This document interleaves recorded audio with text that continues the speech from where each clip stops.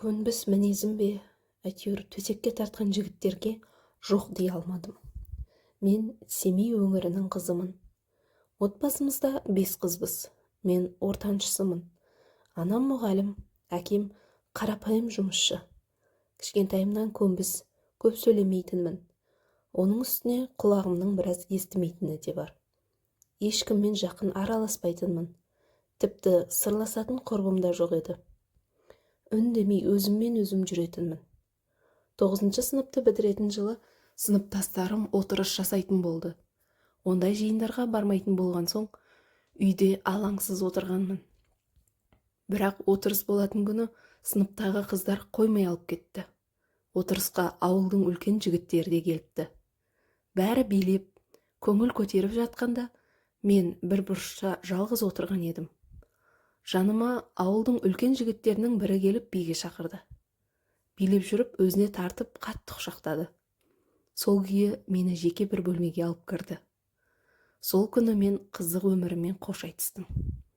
Мен еш қарсыласпай, сол баяғы үндемей көнбістігіме басып жата бердім.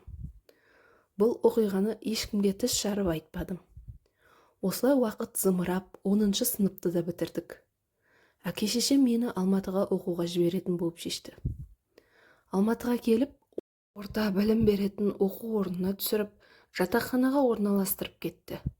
Анам кетіп бара жатып, жанымдағы қыздың біреуіне маған қарайлап жүруін өтініпті.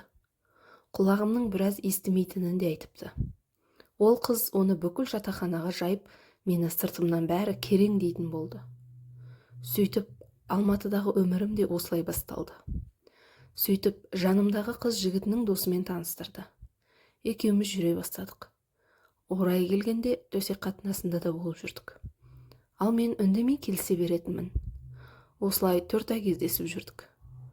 Жанымдағы қыз жігітімен ұрсып қалып жүрмей кеткен соң, менің жігітім де келмей кетті. Біздің жатақханада Шу өңірінің қыздары тұратын. Соларға жерлес жігіттер келіп тұратын. Солардың ішінде сөйлеп қалған пысықтау Нұрлан деген жігіт болатын. Бір күні демалыста жанымдағы қыздар туыстарының үйіне кеткен еді. Мен бөлмеде жалғыз қалдым. Сол күні Нұрлан бөлмеге келіп, мені сөзге тарта бастады. Бір кезде Нұрлан есікті тіліп, мені сүйе бастады. Мен үндемей отыра бердім. Соңы төсек қатынасымен бітті. Осылай ол жиі келіп тұратын болды. Біз қыз бен жігіт болып жүрген жоқпыз. Ол тек төсек қатынас үшін келетін. Осылай оқуды да бітіріп, бәріміз жұмысқа орналастық. Бұл кезде де Нұрлан маған келуін тоқтатпаған еді. Әрине, ол мені жақсы көргеннен келмейтін. Осылай жүріп бір күні аяғым ауыр екенін білдім.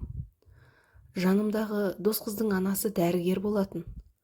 Сол кісінің көмегімен аборт жасаттым. Бірақ Нұрланға жүктілігім туралы айтпаған едім.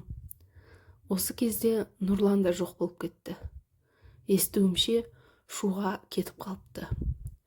Жұмысымыз жабылып, мен бір кафеге ыдыс жуушы болып орналастым. Бір күні даяшы қыз жұмыстан шығып кетті. Оның орнына мені даяшы қылып алды. Ол кезде де менің сол мінезімнің кесірінен талай опық жедім. Клиенттер ақшасын төлемей кетіп қалатын. Сол үшін менің жалақымнан ұстап қалатын. Бізде Данияр деген бармен жігіт істейтін. Көбіне сол маған үйретіп, көмектесіп жүретін.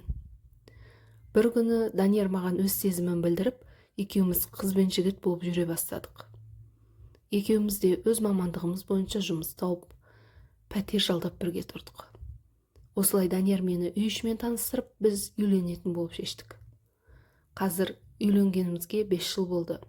Менің мінезім қазір бұрынғыдай емес. Тіпті мені көрмей кеткен құрбыларымның өзі қазір мені көргенде қатты таң қалады. Тіпті жұмыста менің бетіме қарап сөйлеуге қорқатын кісілер де бар. Қазір бізде бәрі бар, бірақ баламыз жоқ. Емделмеген, қаралмаған жерім жоқ. Бірақ ешқандай нәтиже жоқ. Осының бәрі баяғы өзімнің көнбіс, үндемей қалған мінезімнің кесірі. Міне, бұға берсең, сұға береді деген осы екен.